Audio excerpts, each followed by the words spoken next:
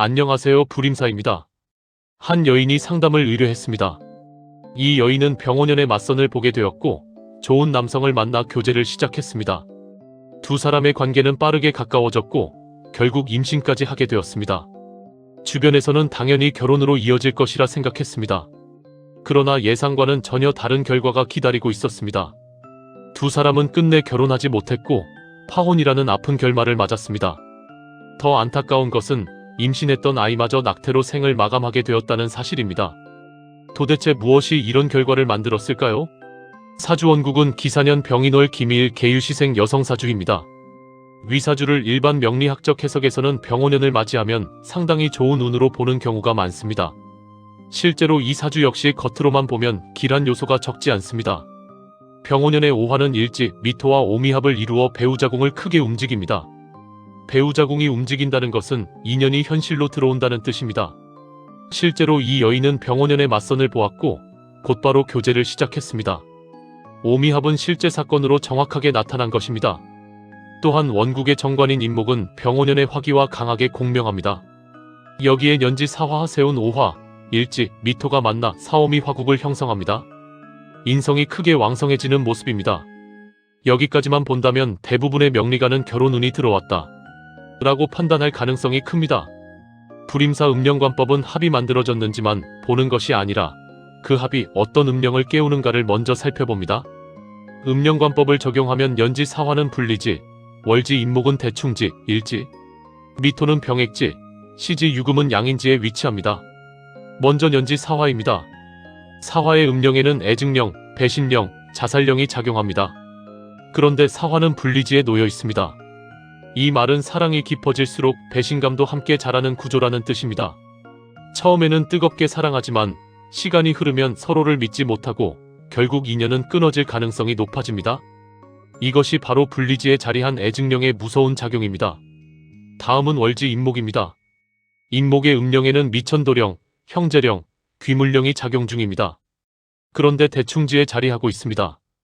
귀물령이 움직이면 사람은 평소와 다른 선택을 하기 쉽습니다. 운명처럼 강하게 끌리고 이성보다 감정이 앞섭니다. 형제령은 소개자나 주변 사람을 통해 인연이 연결되는 모습으로도 나타납니다. 실제로 이 여인은 맞선이라는 형태로 인연이 시작되었습니다. 그러나 대충지는 시작은 크게 만들지만 끝까지 책임지지 않습니다.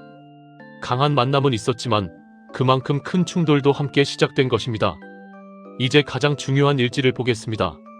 일지는 배우자궁이며 동시에 자궁입니다. 이 자리에 미토가 있고 병액지에 놓여 있습니다.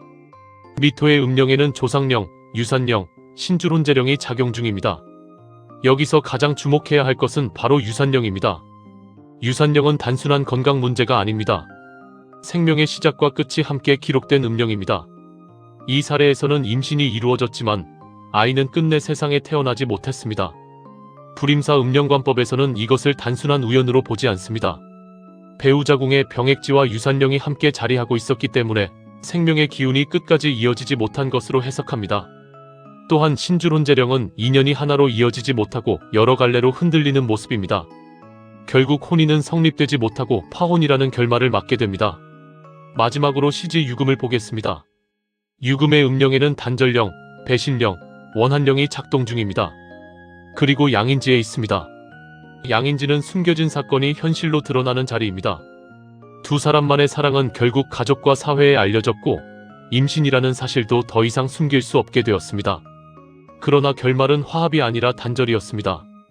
단절령은 인연의 끊김을 의미하고 배신령은 서로의 마음에 깊은 상처를 남기며 원한령은 시간이 지나도 쉽게 지워지지 않는 아픔을 남깁니다. 이제 병원연을 다시 살펴보겠습니다. 병원연은 단순히 오미합만 만드는 해가 아닙니다. 병화는 임목정관을 강하게 공명시켜 분명히 남자를 들어오게 만듭니다. 그러나 동시에 인미귀문과 인유원진의 작용을 크게 흔들어 놓습니다. 귀문은 판단보다 감정을 앞세우고 원진은 가까울수록 서로를 힘들게 합니다. 결국 남자는 들어왔지만 남편으로 남지 못했습니다. 그 이유로 임목관성이 인호반합을 하면서 그 성질이 인성으로 변합니다. 여기에 더하여 뱀띠 기준으로 병원연은 폐욕지이면서 도화살이 함께 작동합니다. 도화는 인연을 불러오고 폐욕지는 욕망과 감정을 증폭시킵니다. 그래서 만남은 빠르게 진행되지만 현실은 그 속도를 따라가지 못합니다. 또 하나 놓쳐서는 안 되는 것이 있습니다.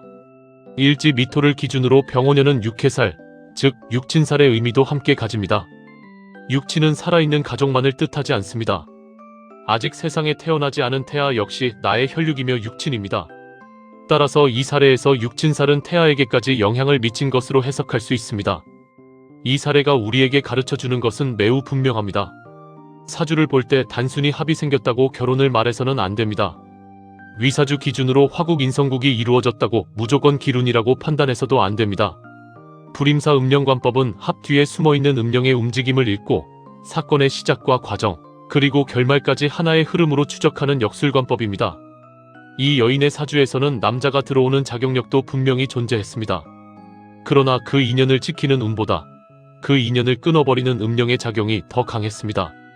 그래서 사랑은 있었지만 혼인은 없었고 생명은 찾아왔지만 끝내 품지 못했으며 인연은 시작되었지만 마지막에는 깊은 상처만 남게 되었습니다.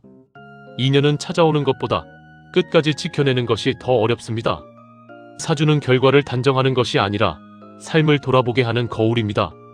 오늘의 깨달음이 내일의 더 따뜻한 인연을 지켜주는 지혜가 되기를 바랍니다. 모든 만남에는 이유가 있고 모든 이별에도 배움이 있습니다. 상처는 시간이 아니라 깨달음이 보듬어줄 때 비로소 아물기 시작합니다. 오늘의 아픔이 내일의 자비와 지혜로 이어지기를 기원합니다. 지금까지 불임사에서 말씀드렸습니다. 불임사